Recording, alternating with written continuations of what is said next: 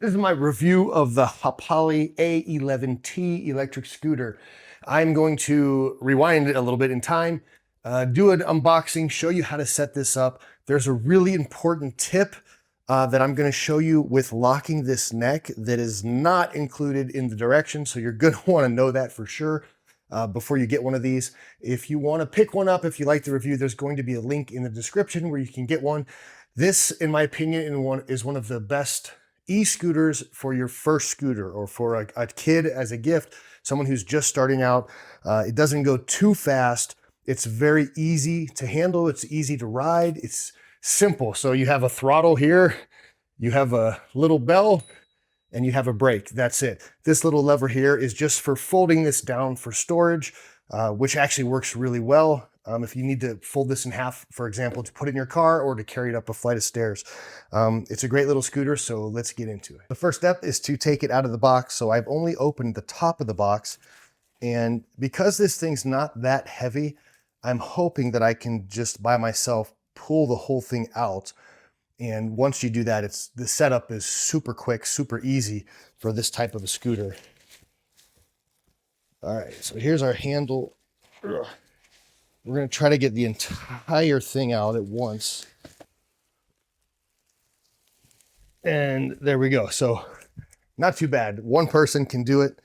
A lot of scooters, you have to destroy the entire box. With this one, it's lightweight enough to easily take out just by yourself. Then we're going to take this and we're going to stand it up and just lock this down into place. When setting up the handlebars, here is a very important tip that did not get covered in the directions. So I had assumed that locking mode was when this flip was down, but it's actually the opposite. If this is down, then this is unlocked. And then to lock it, you're going to pull this up. And as I pull this up, you'll see this piece get pulled inside. So that gets pulled inside. And what you want to do is, when this is completely up and down, you want to tighten this as much as you can with the Allen wrench, so that when it is locked, it's really locked in place.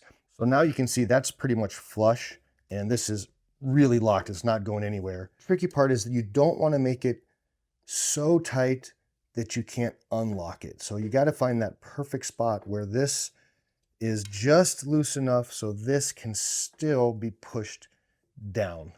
But when you flip it up, it does pull that piece in all the way.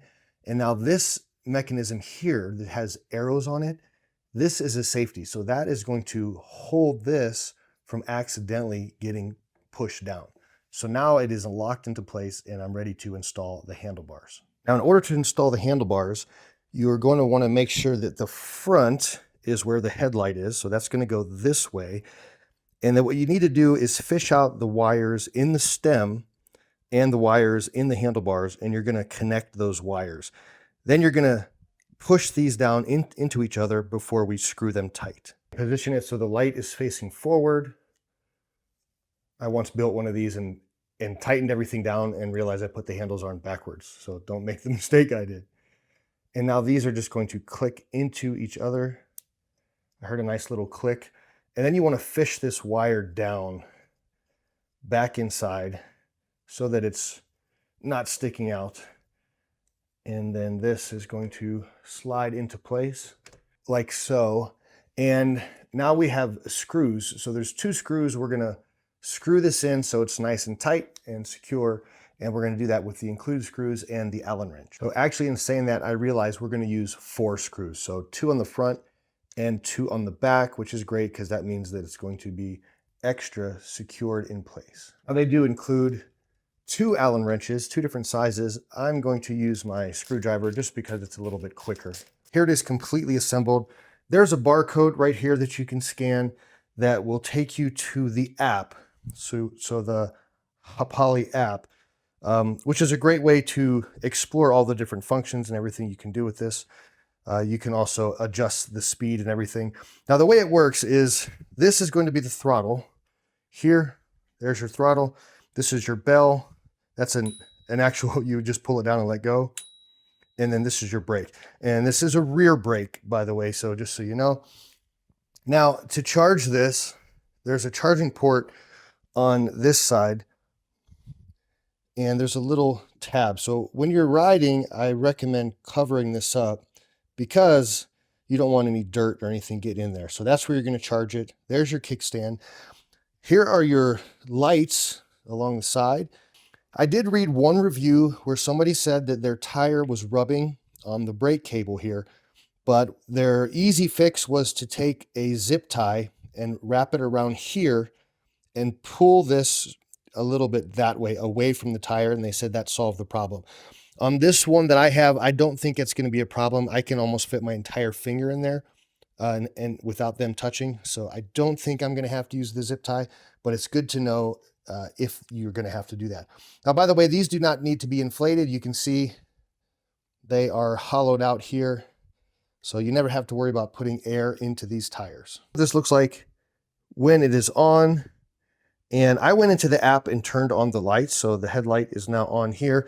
And you can see these lights on the bottom are really cool, especially for this type of a scooter. To have that feature, I think, is really awesome because it's really helpful to be seen at nighttime when you're riding. The brake light, as you can see, is nice and bright, which is also a great feature. If you don't want to use the app, you can also just use this button here to pretty much cycle through everything. So if you press it once, so that's eco mode. We've got driving mode and speed mode. So that's if you just press it once.